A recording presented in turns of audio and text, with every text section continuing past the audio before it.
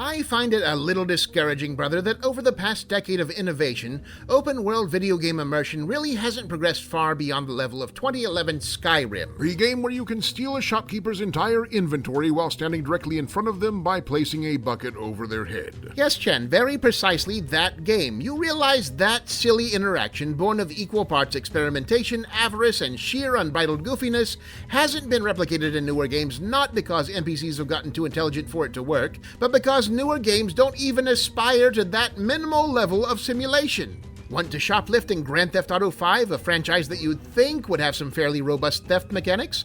There's no skill involved, you just press a button when prompted and hope that the random number generator doesn't decide to catch you.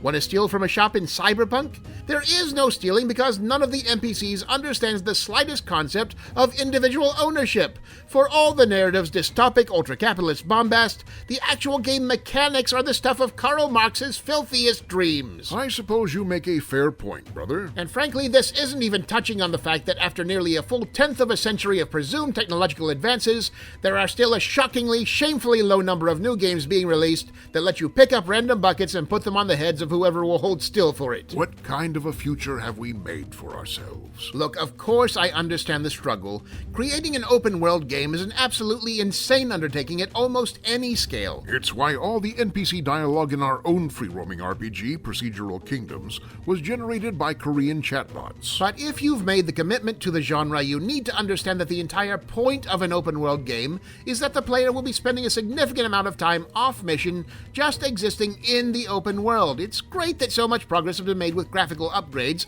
but at the end of the day, it can't all just be set dressing. Expand on that, brother.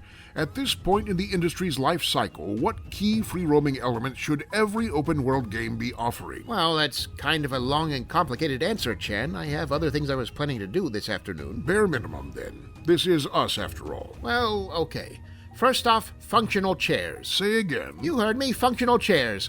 Every open-world game that exists is absolutely stuffed to the gills with chairs, but most of the time they're just functionless slabs that the player can only hover around fully upright, looking like a helpless idiot. And that really takes you out of the game, does it? Look, the implication with open-world games is that the player character has an actual life beyond the adrenaline highs of the mission structure.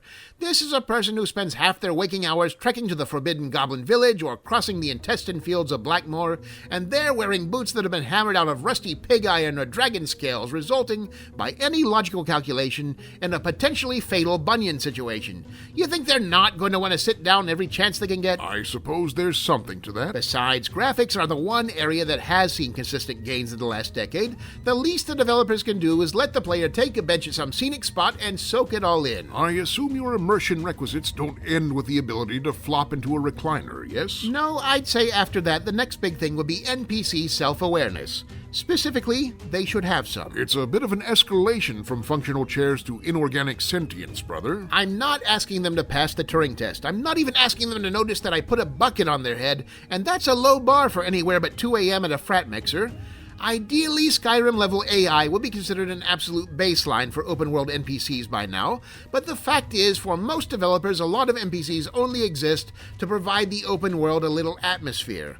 But if they have to be mere decorations, they should at least be good mere decorations. Like bigger hair, more elaborate costumes. Like paying a little attention to the measly amount of interactivity that they do have, specific dialogues for specific roles.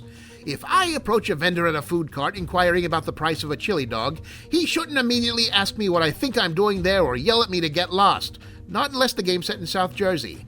Make the script relevant to the character. Don't randomly switch between happy and angry dialogues.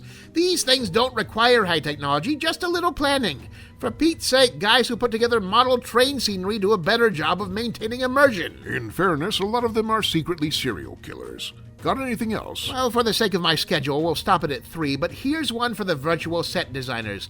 Don't put in big, eye-catching interactive props unless they're actually interactive.